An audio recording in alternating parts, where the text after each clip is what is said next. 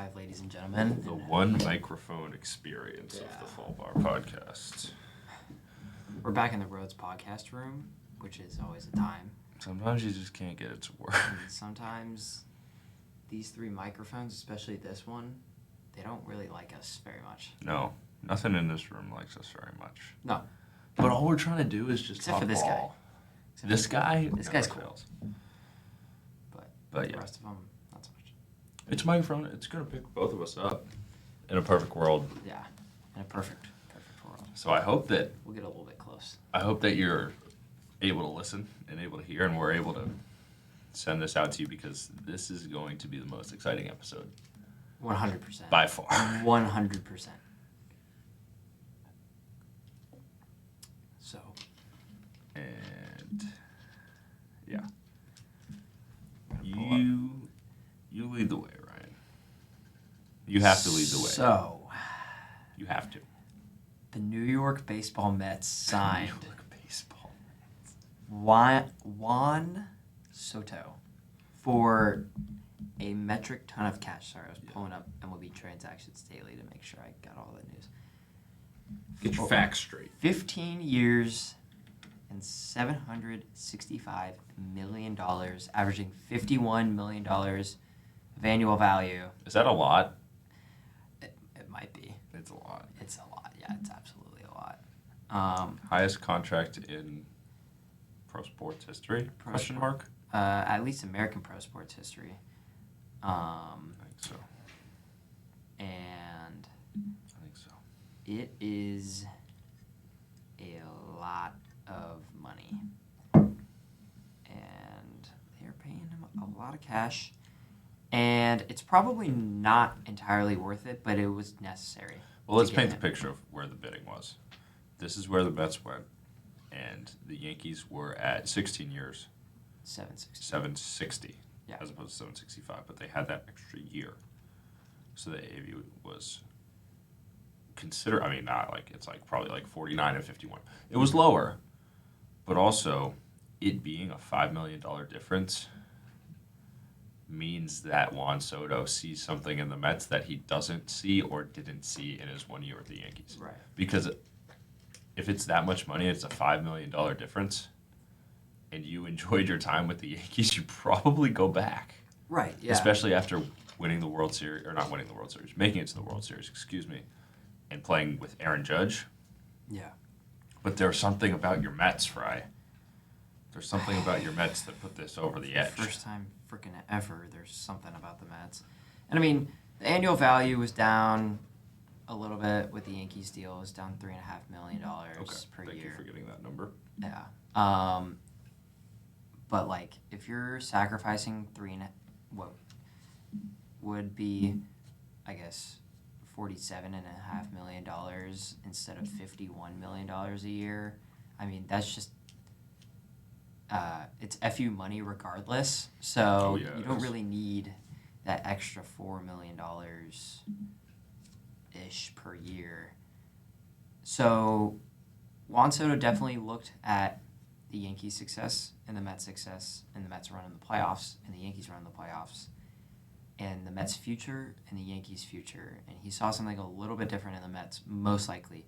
There's also that thing where they wouldn't give his family a suite with the Yankees, and there was that thing with the security guard. I heard about that in one of his family members. Where one of his family members was like getting some trouble or something like that.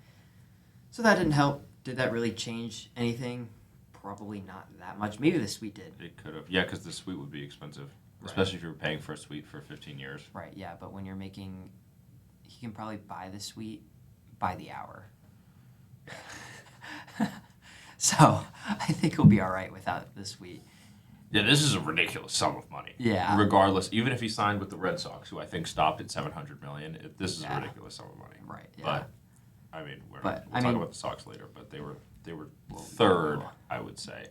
But this came down to New York, and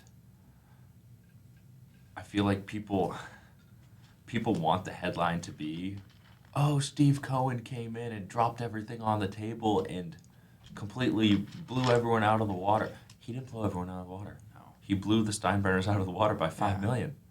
It was not all about Steve Cohen's pockets. I mean, obviously that's what got it done, Right. but it's a little about what Juan Soto wanted. Yeah. And he wanted to play for the Mets. What's been frustrating me with social media is obviously it is a little bit of an overpay, but when you're in a market where there is one star outfielder that everybody wants, you're going to overpay. It's basic economics. High demand, the price goes up, obviously. So there's that. So that was necessary to overpay.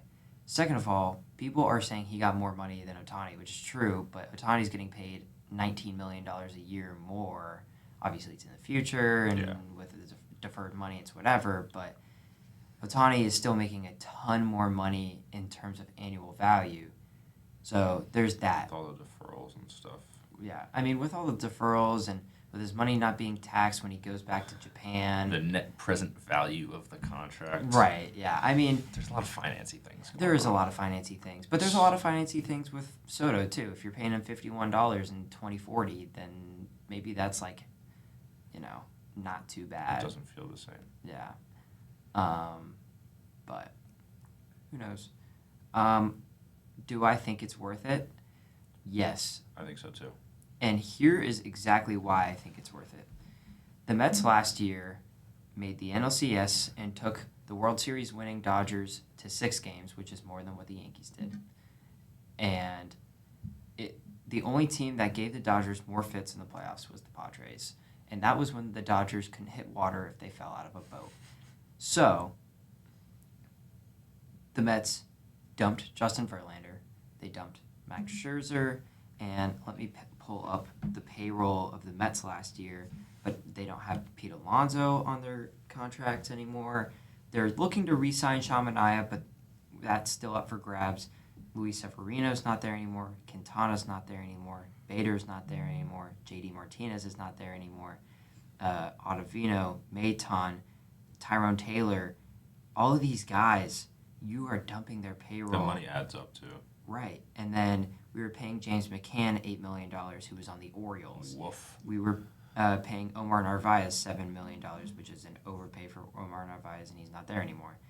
Adrian Hauser, DFA'd. Jake Diekman, DFA'd. Joey Wendell, DFA'd. Not Sox. Tomas Nido, DFA'd. Jorge Lopez, cut. Which was pretty hilarious. That was pretty hilarious. But, I mean, you're looking at all these massive salaries, and they're gone. The Mets dumped $180 million in payroll at the end of the season, and now they are at $205 million, $125,000 in current payroll allocations, and last year they were at $314 million. So they have room to spend money, and they have room to overpay for some of these stars.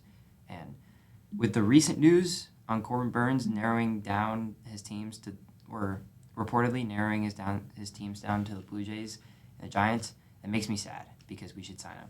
But who knows? What you're talking about isn't an accident. When a player comes around like Juan Soto at his age and the success that he has so early on, teams plan for his free agency years in advance. Mm-hmm. Yeah. This team was set up to have money come off the books so they could throw it all at him. Right, yeah. And it worked. Well, except for Verlander, because Verlander was supposed to have one more year. Yeah. But goodbye, arm health. Justin He's Verlander. like 40. And thank you for your $25 million. Yeah. But also you make a good point that even still with the Soto signing, and not long term at all, but for the short term, the financial obligations for the Mets are still much more in 2024 than they will be in 2025, which begs the question, we need to fill a spot in the rotation. How crazy do we go? Right. Well, we know for a fact the Mets are in on Sasaki. That could be huge. Which could be good, but I'm not the highest on Sasaki. Every acquisition's a gamble. Every acquisition is a gamble, but especially it's a gamble when you're switching leagues. Mm-hmm. So Sasaki is a little bit scary, and there's a little bit of an injury issue there, but it's not like too crazy right now. But they are trying to re-sign Shamanaya. Yeah, you guys need a starter. I'm very hopeful on Chaminade because we were the team that revamped his whole pitching, and it would be very nice if we got to be hands-on with him again for another 3 years. But Fried signed with the Yankees. We'll get to that later. And Corbin Burns, it looks like he's not going to be a Met. Yeah. Crochet's off the board. And Crochet is off the board. We'll get to that later as well. Sox. So where do the Mets turn now? And we signed Frankie Montas. Okay. We still have Kodai Senga. Okay. All right. Clay Holmes. We signed Clay Holmes. Which is a project within itself. Yeah. We have David Peterson and Paul Blackburn. So there's that. And we have Tyler McGill. But if you're the New York Mets and you're trying to win a World Series, Tyler McGill is not the ideal fifth starter. No, this rotation won't cut it. No. This rotation will not cut it I for a think they World know Series. that, though. But the Mets have to know that. And Steve Cohen has to know that. And Steve Cohen has to know that even if he spends another $70 million in starting pitching and relief pitching, all right. That's fine. That's fine. And then let's pick up a DH like J.D. Martinez. Well, hopefully not J.D. Martinez because he was awful down the stretch. But if you pick up a DH, A DH type. somebody that can mash the ball a little, like a Jock Peterson for $12 million that a would year. Be nice. That would be pretty nice. The Mets need a lefty bat. Someone should sign Jock Actually, Peterson. the Mets don't really need a lefty bat. Maybe But the Yankees. I don't think Jock Peterson would want to play for the Yankees. I don't think so either. But Jazz Chisholm is playing for the Yankees, and they have Similar tendencies, yeah. maybe. He's a National League guy. Jock Peterson. Yeah, he's got a little right? bit more swag. Diamondbacks, more Cubs, suave. Braves, Dodgers, Mets. Who knows? Who knows? I'm happy for the Mets. If I was a Yankees fan, I'd be very sad. I'm a little sad as a Red Sox fan, but like Red Sox fans got tricked into thinking that they had a sliver of chance. Yankees fans just got flat out heartbroken. Yeah. It's really funny on social media. It's really funny. Yeah, Twitter, good place, huh? Yeah. There's a lot of funny stuff going on Twitter. Because people feel things. Mets fans are jumping for joy. Yankees fans, and this is what we're going to talk about next, is what they do. Mm-hmm. Have no idea what to do with themselves, obviously.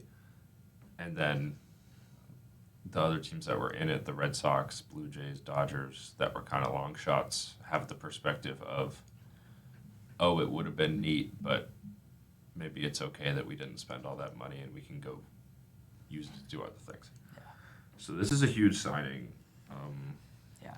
It is important to note he has an opt-out after 5 years, Mm-hmm. but the Mets can void that opt-out and make the second and thirds of the contract, the last 10 years of it, 55 AAV instead of 51. Yeah. So, with like inflation and stuff, and if Juan Soto's Juan Soto, is that what's going to happen? Probably. Yeah. Is there a chance? Is there a chance the Mets give him the chance to opt out? Only if he's bad, Yeah. I guess. I guess if he's not worth the 51, or even if he's like let's say all of these numbers dip down a little bit, which is pretty unlikely given his consistency with his first 7 years in the league. But let's say they dip down. Sure. Hypothetically. He may not want to opt out because he's getting paid $51 million a year. Yes. But maybe he will opt out. Maybe he hates New York. It's possible. It's always possible. And maybe he hates all that. Then the Mets say, all right, well, you're off our books now. You were what's holding us down. And smell ya. I fully envision Juan Soto being basically the best hitter in baseball for the next 10 years. Mm-hmm. Like the number one best one. Yeah, there's no reason not to. Because the main concern with Soto as a hitter, or not with Soto, just as hitters as they age, is they start to chase more and they start to swing at more stuff and the power drops and whatnot. But Soto does not chase. We know that for a fact. Out of his 7 years in the league, he is 2 years under the 98th percentile in chase rate. And they were his first 2 years in the league, and they were 95th and 93rd percentile. So those are pretty good numbers on its own. We know that Soto's going to put the bat on the ball no matter what. We know that he's not going to strike out too much. Especially in comparison to how much he walks. Right. How many guys can you look at and say that they walk more than they strike out? I'm pretty sure it's like Soto and Luis Ariz or something like that. Yeah, it's a short list. And Juan Soto manages to do it about every year. And not only does he not strike out and does he walk a lot. Every year since 2019, he was 20 years old. Yeah. But he also hits the ball out of the ballpark at a crazy amount. His ex-WOBA since 2018 has dipped under the 97th percentile a singular time, and that was his rookie year. Right, like it's not like he's doing these things like making good contact and taking a bunch of pitches and being selective just to make weak contact. Yeah. He's doing it and then he's smoking the ball. Right, exactly. That's what sets him apart. So that, as a hitter, there's no concerns of aging. Maybe when he's 35, he loses a little bit of pop like Miguel Cabrera, but he's still going to get on base. He's still going to get knocks. He's still going to see the ball well. Yeah, he's generational. There is no problem with paying $51 million as a 35-year-old when you have so many traits as a hitter. Now, the one concern is on defense. He's already a subpar defender. He's pretty slow. But who the hell cares? Where's he going to play, do you think? Left or right? My personal preference is left. Okay. Because do you of think the it's defense. easier to play Because of the in defense. City Field? Yeah, and it's a shorter porch in left field in City, so you can get to more balls. And he's got a relatively strong arm. Yeah, his arm's not the problem. So you can make some throws from out there. And Starling Marte is still a solid right fielder, but we'll see. And then DH for probably a good chunk of the end of the contract. Yeah, we'll see. But at that point, I assume that the value that you've gotten from him, albeit probably entirely offensive, is going to pay out. Yeah. And It's gonna pay out no matter what. even though it looks like so much money, because it is, if he keeps playing like one of the 2 or 3 or like 2 to 5 best players in baseball, then paying him like he's the best will work out. Yeah. Like that'll be worth it. Yeah, on 100%. So yeah, there's Juan Soto, but let's pivot to his former team, No. the Yanks. The sky is falling, Yanks. It'll be all right. What do we do? But the Yankees need to sign bats, and honestly, I don't entirely mind them signing. I know they're interested in Christian Walker, and they just signed Fried, so their rotation's complete. Don't touch pitching The anymore. rotation's good. And It's deep too. they've got a decent bullpen. Maybe you sign like one arm in the bullpen, whatever. Pitching's not the issue. Pitching's right not now. an issue right now. And it wasn't the issue the year they were bad either. Yeah. The position player group was the issue. Yeah. And, I mean, they have an okay lineup. You know, you still got pieces like Judge, of course, and then Jazz is still there. Stanton, is he's a wild card. for sure. Wells is like a wild card. I don't really think You- Wells is that good. If you're the Yankees, you don't want to be having to trust guys like Wells and Stanton and a good rookie year from Dominguez as much as you are right now. And that's why you have to make additions. Yeah. So you got to sign Christian Walker. You hopefully sign Teoscar Hernandez or Santander to fill the DH. I think Santander makes the most sense for them. Yeah. But Just because he also- puts balls in right field in the bleachers. Exactly. He's a switch hitter. He's going to be hitting lefty more often than he's not. Yeah. I kind of feel like this is that Moneyball scene when I think it was Johnny Damon that he was talking about, where like all of like the thinking men were in the room, and he Yeah. was like, "Damon's not coming back, guys." Yeah. and there's the guys that like had the on-base percentage or whatever, Right. and they have to replace them in the aggregate. Mm-hmm. They have to replace Juan Soto in the aggregate, and it's gonna take more than one guy, but they gotta start. Oh my god! First time drinking water there, champ. Dasani water is killing me. And it could start. No free brand deals. Yeah, no brand deals. They do okay though. It's got to start with a left-handed hitting outfielder because you lost Soto and Alex Verdugo kind of stinks, but you also lost Alex Verdugo. Yeah. So you lost depth there. So we've mentioned the names Santander and Jock Peterson.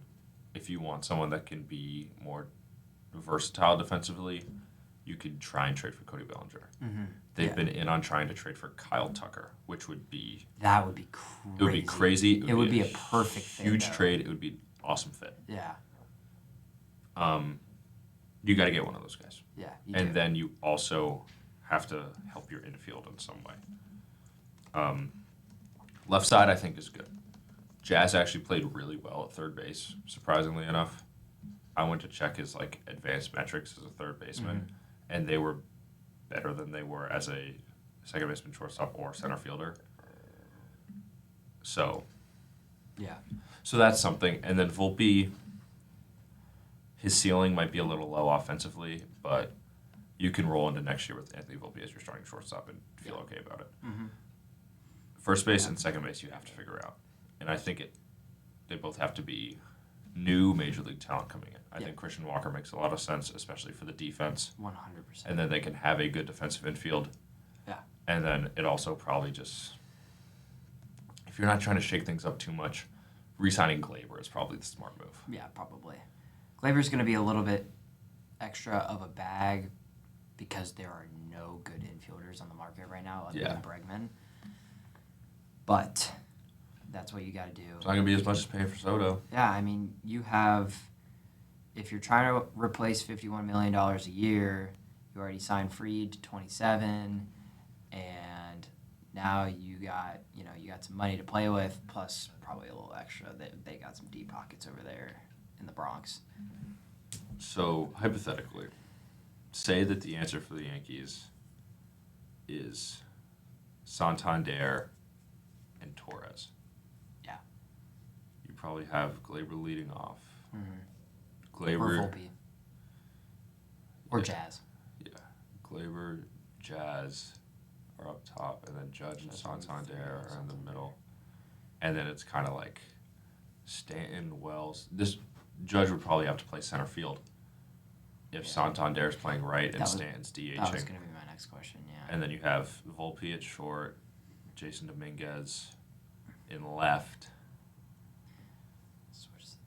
And if you get Christian Walker too, which you have the money to do because you just offered a guy $750 million to play baseball, then you're back. Yeah. I mean, you're not Juan Soto back, but you have a good lineup that's a little more spread out in what it can give for you. But honestly, so going back to like what Luis Severino said in August or whatever, last year the Yankees only had 2 good hitters. Yep. And that is as true as it gets.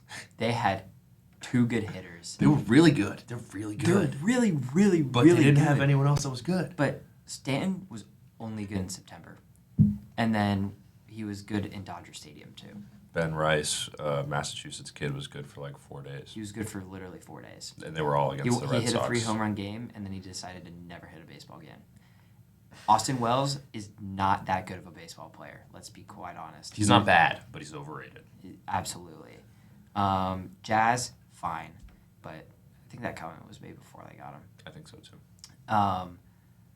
But if you add Christian Walker, if you add Santander, if you add Teoscar Hernandez, all of these guys, those are good hitters. Yes, they should be adding 3 good hitters in some way. They need they need at least 2 good hitters, and then hopefully a third. And then you're really in the running for a World Series, because as a pitcher, you're not pitching against just Aaron Judge and Juan Soto and then saying, all right, the rest of the lineup, now you have to beat me. I don't have to beat you, as from a pitching standpoint. But if you watch the World Series when the at-bats against Soto and against Judge were like super competitive, and then you got to the rest of the lineup and it was like, Yeah, it didn't really matter. Like they didn't show up in the postseason. There wasn't that postseason hero besides Dan. There's no real heavyweight champion in the American League right now. No, there's not. It's open. It is wide open. So anyone that makes the move to improve their team has a chance to win the pennant. Yeah. So the Yankees could be right back there. They just have to get their act together, which we're not saying they aren't going to, because they're the Yankees, and I'm sure they have every intention of trying to get their team back to the World Series. I think we're at the way it's looking right now. The National League Championship Series is going to be the World Series again, like it was this year. Mm-hmm. And I mean, we'll see. But the American League, yes, we will, might be a little bit fraudulent thus far. I just think the teams aren't as good. But the Sox. Yeah, so trade. Some lefty pitchers happened. Max Fried signed with the Yankees, and I wanted to dig myself a hole, sit in it, cover it up, and never come back out. I really wanted Max Fried. The Yankees went 8 years. The Red Sox went 7 years. Max Fried went on the 8 years. He picked the Yankees. That's fine. He's going to be old when that contract ends. Yeah, he'll be 31. He's going to be on Patrick opening day. Corbin when that contract ends. Yeah. Good for the Yankees. I love Max Fried. I hope it works out for them. Kind of glad we didn't go 8 years, even though if we did and we signed him, I would be super stoked. Yeah. Anyway, the Sox traded for Garrett Crochet. They did. He was the best starting pitcher on the trade market. He is 25. He's 26. He's either 25 or 26. Yeah, it's one of the two. I want to say 26, but it might say here. Oh, well, never mind. Garrett Crochet is 25 and 174 days. Wow. June birthday. Not that that's important. 146 innings last year. Yeah, let's pull up those stats real quick. 12.2 the year before that. 0 in 2022. And 54 in 2021. That is the only thing that sets me back from this trade. Because he was pretty freakishly good last year. Pretty funny. 6-12 win-loss record. Well, he pitched for the White Sox. He pitched for the White Sox. That's really hilarious. Did the wheels fall off after the All-Star break for him? Yes. Does that make sense because it was his first year being a starter? Yeah. Yes. Is it terrifying as a Red Sox fan that we just traded for a guy that's only had 1 year being a starter? Yeah. Absolutely. But the good thing with Crochet is he has all the advanced metrics, and he's got all the everything that would point at regression is Good for him. good for him. He's still got the expected stats that you would want. You pull up the Baseball Savant page and it screams red right in your face. His strikeout to walk ratio was silly. Yeah, it's really good. Really good. He doesn't walk a lot, especially for a guy who throws 100 miles an hour. Which is really impressive. And with a really big frame. Because his stuff plays in the zone. Right, which is awesome. You do worry a little bit about him getting hit around a little bit. He hit the hard hit rate and the barrel rate and the average exit velo are a little bit down compared to the rest of the stats, but that's not that big of a deal when he's striking out a lot of guys. Yeah. And when he's getting a lot of outs, and when even the standard metrics were still very good. So, His FIP was also almost a point lower than his ERA, which is a good indicator of seeing what pitchers can control themselves. yeah. Because FIP is calculated, all the outs, it's like ERA, but all of your outs are strikeouts. And all of the runs are home runs or walks or hit by pitches. Fielding independent pitching. Right. To put it simply. And if a pitcher's FIP is good, especially in comparison to their ERA, it means that they are doing well in things that they individually control. And it makes perfect sense because high strikeouts, low walks. Yeah. And his home run rate is also pretty good. You know what's really cool about playing in Boston is when you played in Chicago, home runs only had to go here, and when you play in Boston, they have to go all the way up here. So if he can get, and this is the thing that I think about with Red Sox pitchers whenever they come over or they're coming up, ground balls are king. Yeah. And that's also kind of why I wanted Fried so bad, because pop-ups to left that will be flyouts will sometimes be home runs. But Yeah. line drives that would be home runs will sometimes be doubles off the wall. or singles even. So it's kind of a trade-off, but the more ground balls, the better, because it kind of takes the monster out of contention to do something funky. Yeah. Something that I haven't said yet that I probably should have led with.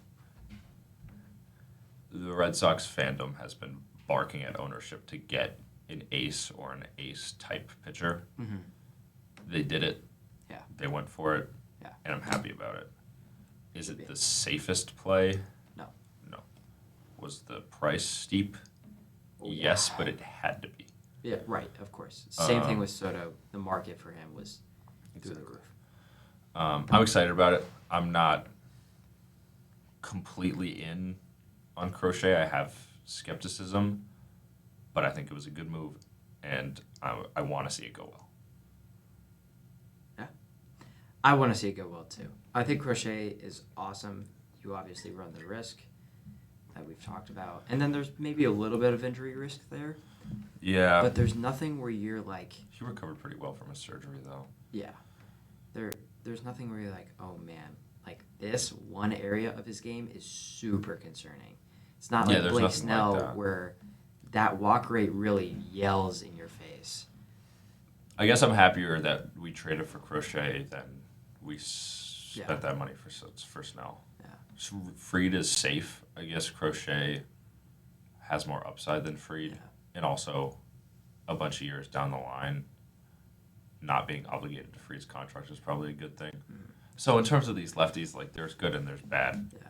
with kind of all of them. So I just hope if the Crochet one works out, then it's definitely the better choice by far. So the thing with Crochet is he said he wanted to pitch, or he said he wanted an extension before he pitches in October. So now you probably got to sign him to that extension now that you have him. Yeah. So the Red Sox probably need to make that move. I want to sign him to it in the middle of the season, though. Yeah. Because I'm worried. I've got his baseball reference up with his innings pitched, Yeah. and I would not sign this guy to an extension No. off that No. track No. record. No. So throw me 100 innings Yeah.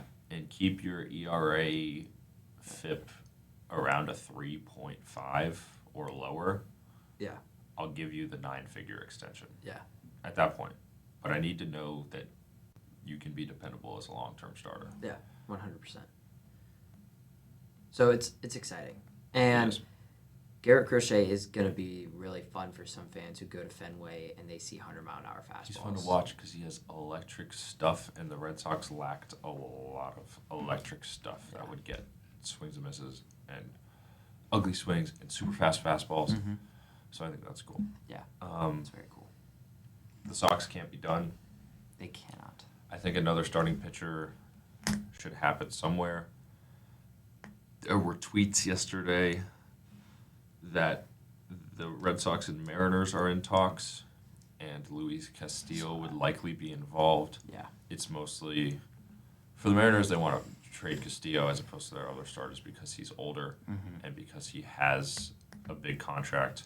I think it's like 21 or 23 million or so over the next 3 years. Yeah, that sounds right. I love Luis Castillo. He's got a super good fastball. He throws from a low arm angle.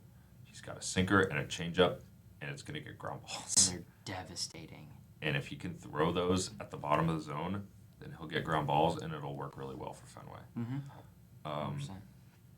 I'm in on Luis Castillo. I can't decide if I'd be okay with trading Tristan Casas to do it. If that has to happen, I mean, I guess. I like Casas. He has shown a very good ability to get on base. His walk rate's one of the highest in the league. His health rate is not awesome. No. I would, Speed, man. yeah, He is slow so as slow. hell. I would like to keep him. So if there's a way to get Luis Castillo without trading Casas, good. If there's not, I think I'd rather get the pitching help. I think I'd have to agree on that. Especially if it means you don't have to trade away Roman Anthony or Yeah, no, not for Luis Castillo. or Meyer. I think Anthony's staying. I think Campbell's staying. I think Meyer's staying. I think Durant's staying. Because they don't want to throw that away. Yeah, 100%. Teal and Montgomery, they had to do it. Yeah. Because you got to make a big move. Montgomery sucks. Teal is a little less sucky. But it's what you have to do. Yeah. It's very good for the White Sox. Yeah, And this is good for the White Sox. And what's really good for the White Sox is they have a lot of guys who are in their minor league crop who are going to come up at a very similar time. It's going to be like Colson Montgomery, Noah Schultz, and then Kyle Teal will start in AAA. Kyle Teal will be up there, and then you'll start seeing Montgomery come up, and then you'll see Hagen Smith come up, and then you're going to see all of these guys who were in college a couple years ago, and then it's going to be bang, bang, The bang, influx bang, bang. is coming, kind of. I hope that the guys we traded to the White Sox become helpful to the White Sox. Yeah. Just because I like them. Right, yeah. I mean, So- you don't really want to see them become the league's next star. Especially not if the trade sucks for us. Right. If the trade's good for us, I hope that the guys we traded are as good as they can be. Yeah. Because that's exactly how it was when the Mets traded for Edwin Diaz Yeah. in whatever it was, 2018, I believe. And we traded Jared Kelenic, and it was Yeah. like, wow, there goes the next Mike Trout. And Yeah. then Jared Kelenic has been far from that. He was trash. Yeah, he was not very good. Speaking of weird trades, let's go over to the AL Central. Oh, yeah. I don't know what to think of this one. I really don't. It's not like blockbuster news, but so the Blue Jays acquired Andres Jimenez and Nick Sandlin for one of their top prospects in Spencer Horwitz, who did he make it to the majors? I Yeah, wanna say he for a did. little bit. I want to say he did, yeah. And he was Immediately traded. solid up there. And then so Horwitz gets to Cleveland, and they say, we want 3 prospects out of you.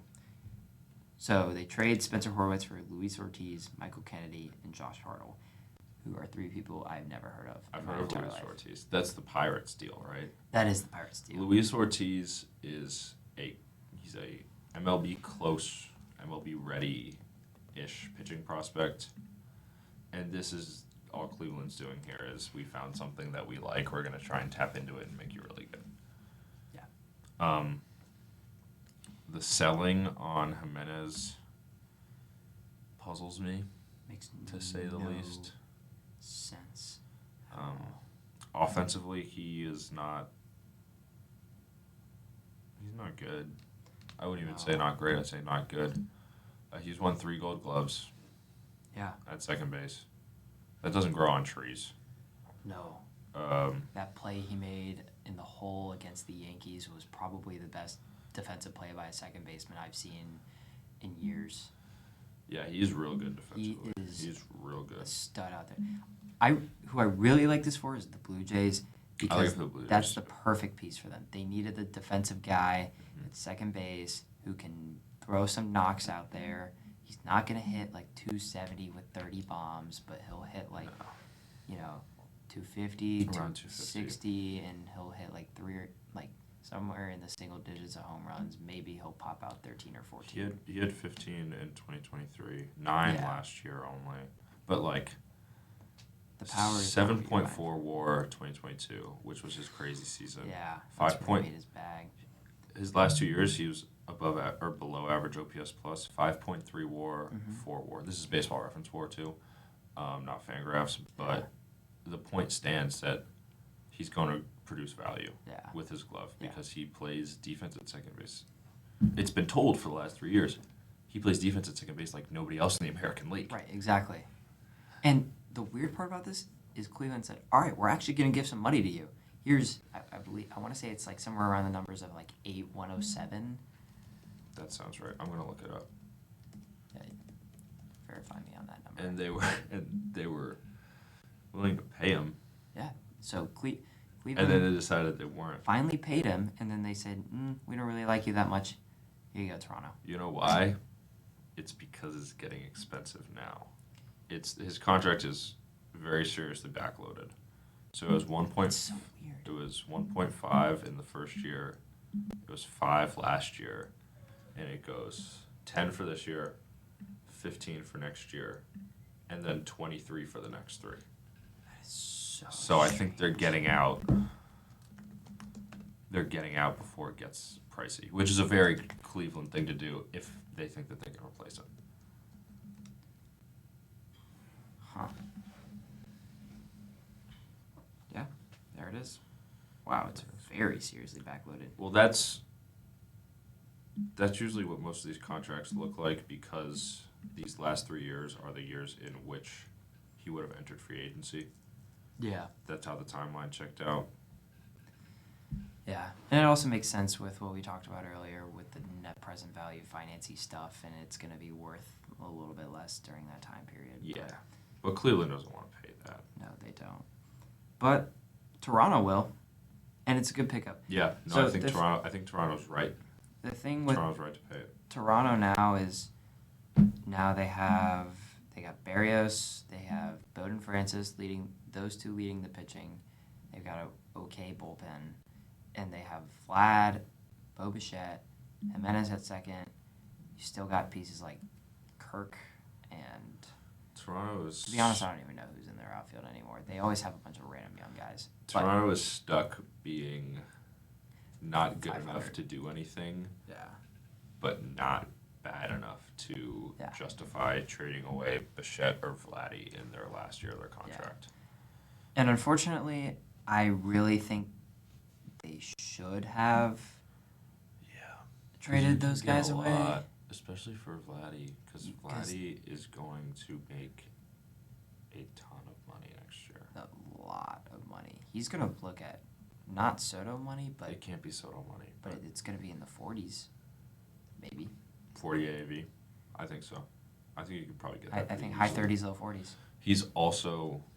He's going to be, I don't know when his exact birthday is, but he's going to be basically 27 on opening day of 2026. Yeah. So that's just 1 year older than Soto. Mm-hmm. And free agents don't hit, so he could get a 13-year contract. Yeah, for Pretty sure. easily. Yeah, I mean, the Blue Jays, Nobody likes unfortunately, donuts. are not in the right position to win. So I don't entirely understand Jimenez. It's the perfect fit for what they need, but they just need so much more that it's not enough. It's a nice trade. Unless they sign Burns It's just not and going to then move the re-sign needle. Teo, or I guess not re-sign, but bring back Teo, and then I don't know, get like Jock Peterson, and then you're in the driver's seat a little bit Yeah.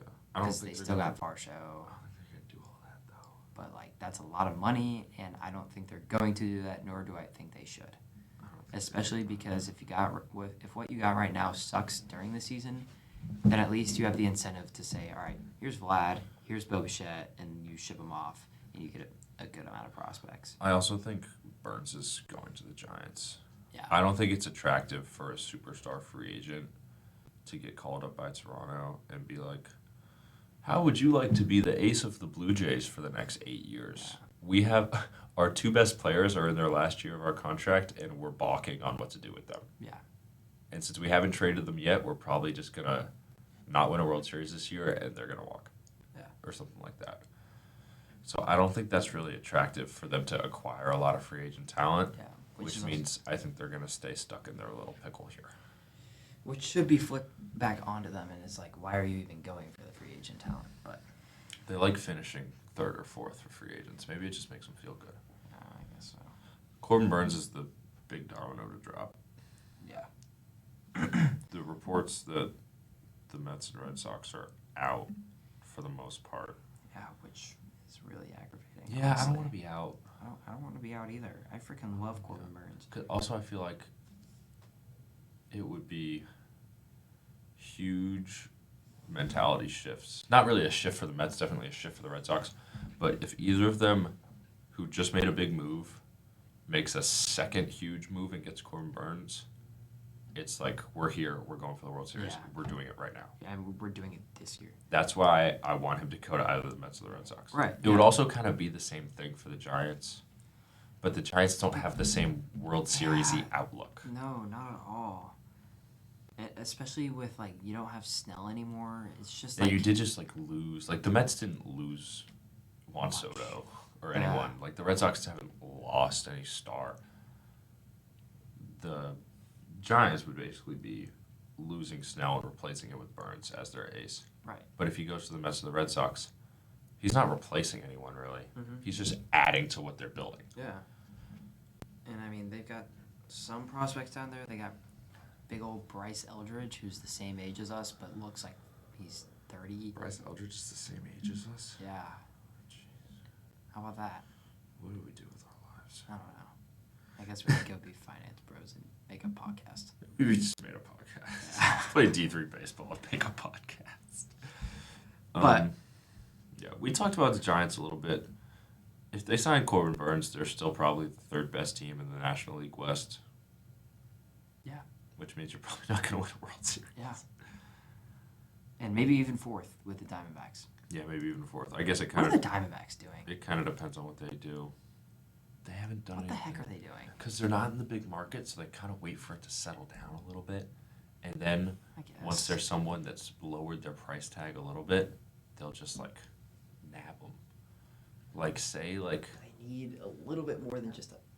Come Well, here. yeah, they do, but, like, they made it to the World Series that one year on magic and friendship. Yeah.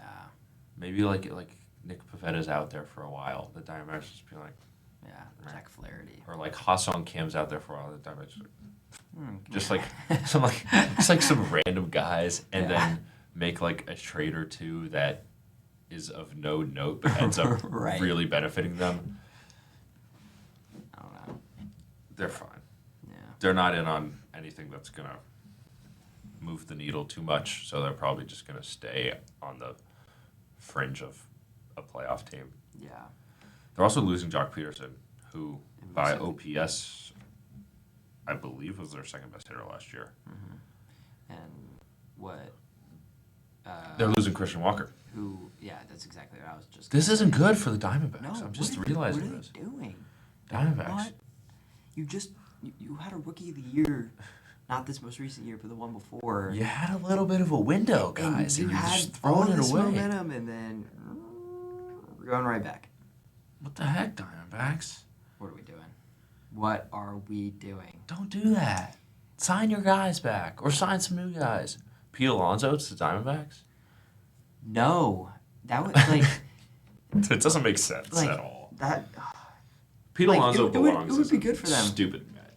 But Pete Alonso should be none other than like a Met, a Yankee, or like a Cub or something like that. Oh, he'd be such a freaking Cub. Yeah. He'd be such a Cub. Yeah, I mean, there's a lot of guys out there on the market.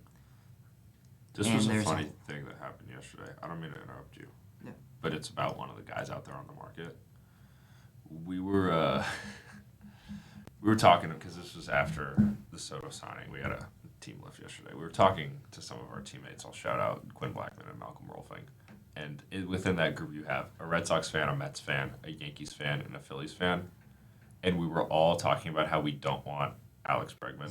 Yeah. And then the Mariners fan on the team, Charlie Ma, was like, give me Alex Bregman and all is well in the world or something like that, right after we all said we didn't want him. And we were like, please. Yeah, take him, have him. So maybe Alex Bregman to the Mariners. And it would be a great fit. That's the thing. Yeah. If you're the Mariners, you need hitters. Mariners. And you Trade for you've got some money. Wilyer Abreu plus some enticing Red Sox minor leaguers. Or sign Alex Bregman for $23 million a year for like 4 years or 5 years. Or do both. Or do both. Because you kind of need to do both at this point because your offense is really bad. Yeah. And Really bad. Julio Rodriguez had a little bit of a down year. Yeah. Not that I'm anticipating that to continue, Yeah. but he had a little bit of a down year, and they were a worse team because of it, because Mm-hmm. there's no one to give him any help. Yeah. Yep. I totally agree. And there's not too many hitters left as I'm scrolling down the list. No, it's kind of thinning There's out. Santander, there's Christian Walker, I guess, but they're not really in on him, I don't think. I mean, if you really want Brandon Drury, sure. Ha-Sung Kim. Those aren't really hitters. Nope. Those aren't hitters that, like, Carlos Santana. move the needle like they need. Carlos Santana would be a neat Yankee. He would be a neat He Yankee. defends, like, pretty well. Switch hitter. I mean, he's super old, but he played well last year for the Twins. He would have to shave his beard. I don't think I would want that. Oh, I hate that rule so much. It makes me really Angry. not even angry. Just like, what are you doing? Yeah. Just like, stop. Let him have some fun. Gosh, please. Run through the transactions app just in the last, like, 10 minutes or so here and just see if we're missing anything. Good old MLB TD. Because I don't want to miss anything. The Red Sox traded for Carlos Narvaez next. The Yankees Hey, re-signed... the Red Sox got Carlos Narvaez. I was seeing this and I was like, what? Yeah. He's a minor league catcher who is close to the major leagues and was okay in AAA. Yeah. All right, next. Jonathan Loaisaga, 1-year contract. Cool. Where? Yankees. Oh. All right. I like him. Ground ball right. Should I like have him too. pitched for the Sox. Next. I'm going to skip that. I don't even know who that it is. Okay. This one's somewhat entertaining. Jake Berger trade. Jake Berger got traded? Traded to the Texas Rangers. Wow, this is live. For Why? for Kendry Vargas, Max Acosta, and Brian Mendoza. So I was kind of curious. I was curious who these guys were. Those fellas are not in my book. No, they're not in mine either. Only one of them is a top 30 prospect in the Rangers system, and that's Kendry Vargas. The Jake Berger does not provide much value anymore. But it's classic Marlins where they are trading for people who are under the age of 21. And sweet.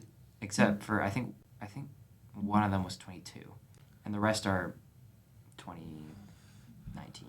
It feels very Miami to just keep trading for young guys with upside, Yeah. and it's a complete coin flip if they ever pan out at all. I did a little bit of research on them. I think the pitcher had a good ERA. I think he was in rookie ball or low A. And then the rest of the guys were whatever. Jake Berger's okay. He hits home runs. Yeah. His strikeout to walk ratio is abysmal. He's walked 5.4% last year, 5.9% the year before. Strikeout rates, respectively, 25.9, 27.6. Goodness. That's not very good. Not a good third baseman. No. I don't think their plan, I mean, they have Josh Young, obviously. Their plan isn't to have him play third base. It's probably to DH. Or maybe it's to play first base, and a Nathaniel Lowe trade is on the horizon. Yeah. I don't know. I kind of like him as a DH. Why not? Yeah, they're trying to get some extra hitting. Yeah. He serves the Rangers way better than he does anything on the Marlins. Right, So, exactly. good for Jake Berger. I like that. I just found this one. Evaldi, 3 years, $25 million a year. Oh, yeah, we forgot to talk about this one. This one we actually just forgot to talk about. This one, I'm a little bit curious on the numbers and on the landing spot, but I like that they re-signed him. Yeah, I think they had to. If they want to win, you got to re-sign Evaldi. They probably should make another move, another one of those mid-tier starters that's left. But I'm not really huge on the price they paid him. 25 mil is a little bit of an overpay. He'll be 35 on opening day.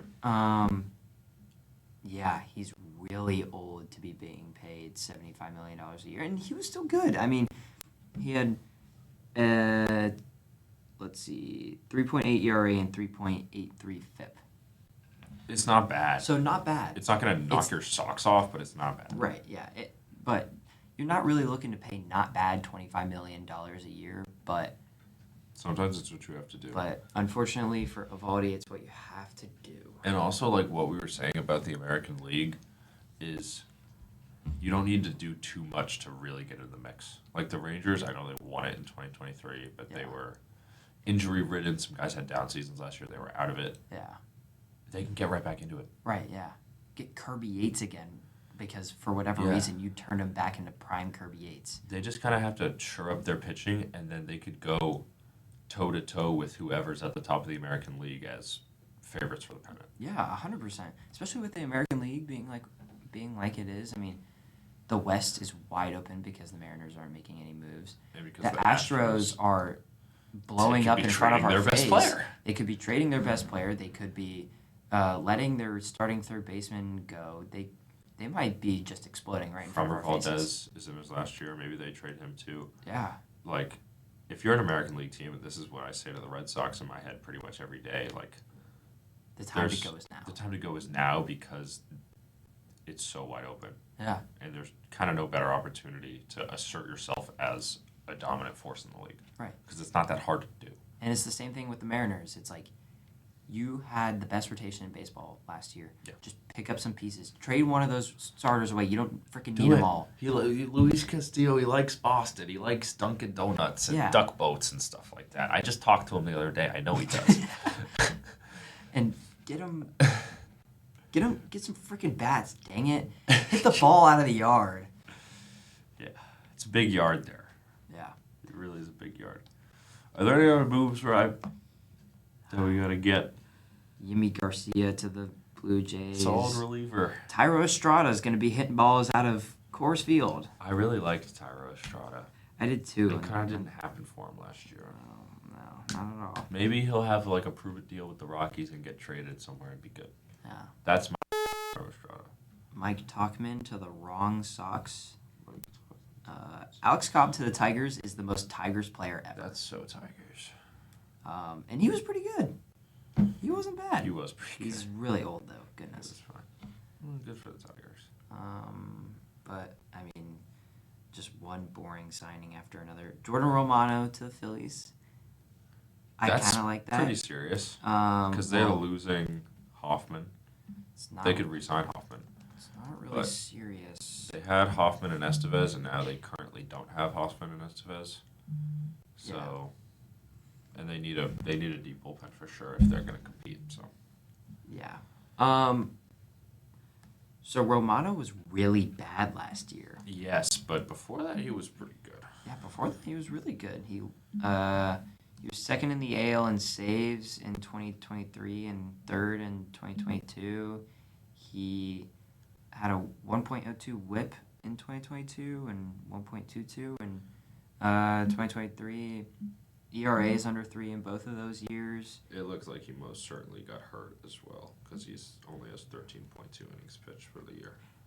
Yeah, that or it was because his 6.59 ERA was just really bad and they were tired of it. I don't know his injury history. I've got to assume that they would have given the guy who had been their closer for the last 3 years Yeah. more opportunities, and it was something relating to health. The thing about his, as I'm looking at his Savant page, is he kind of gets hit around a little bit. Now, in years past, his expected numbers were way better than they were last year. They just weren't.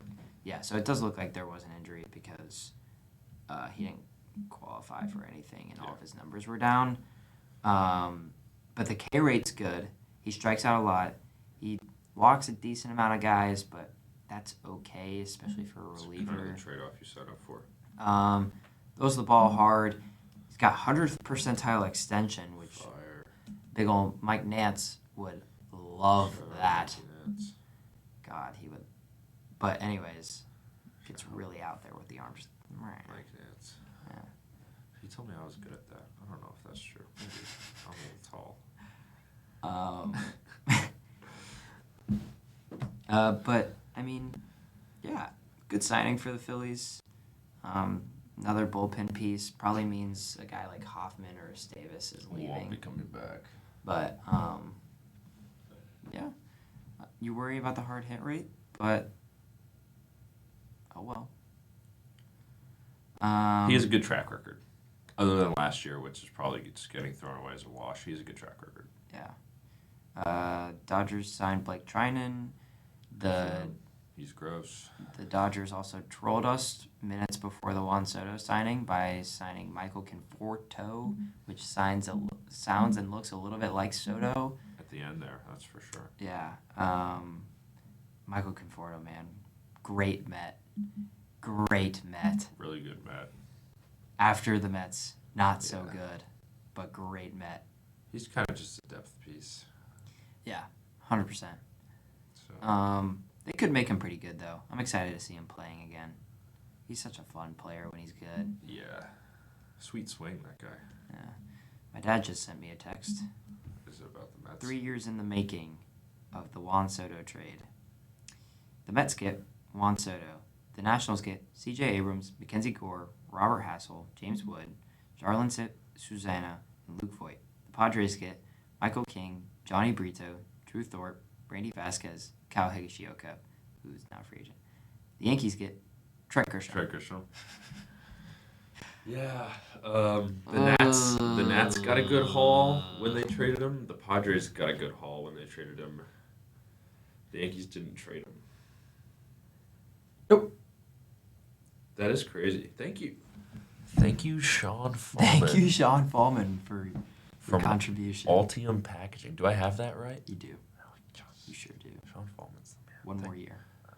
Thank you for One more year. yeah. Retirement tour. 2025. That's sweet. Congrats, Sean Fallman. You're the man. Everyone shout out. Go text Sean Fallman and tell him that you're grateful for him. Because that was actually a very cool tweet.